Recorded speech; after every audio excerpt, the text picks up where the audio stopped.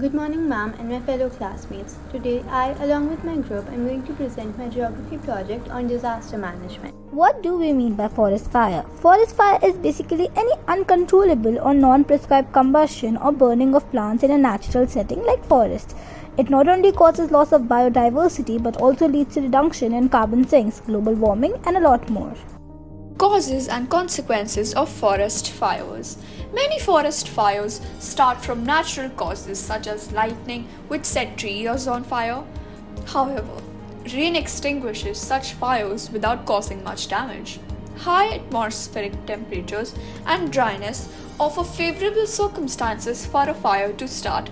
Fire is caused when a source of fire like cigarette, electric spark, or any source of ignition comes into contact with inflammable material. The consequences of forest fires are they erode the soil and destroy the balance in its nutrients.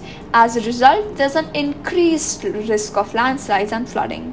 Wildfires contribute towards increased level of carbon dioxide in the atmosphere. This makes greenhouse effect stronger. The Australian forest fires were one of the recent natural catastrophes to take place.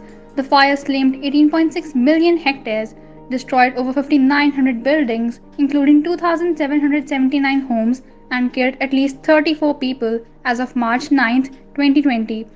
The main cause of the forest fires has been ongoing drought, surface soil moisture, wind speed, relative humidity, heat waves, dead and live fuel moisture, and land cover with certain vegetation, particularly native eucalyptus and grazing land. It took somewhat 240 days for the fires to finally extinguish. I'm Samara Khurana and I will be talking about the Uttarakhand forest fires that took place in April-May 2016. These fires caused mass destruction and killed 7 people and damaged 3,500 hectares of forest land. It is said that these fires were caused due to a heat wave. The heat wave caused a small fire, and since there was a lot of wood bark, the fire spread very fast. The after effects included the encouragement of fire and pioneer species. It has been suggested that the dark carbon dust emitted by the fires deposited on the Himalayan glaciers and could hasten the glaciers Forest melting. fire mitigation strategies. What is wildlife mitigation? Wildfire mitigation is the implementation of a variety of precautionary measures to protect a building from wildfires. Homes in heavily forested dry areas should be inspected to ensure their fire resistance. Systems and components to check include unscreened vents, fences, decks, windows, roofs and gutters, etc.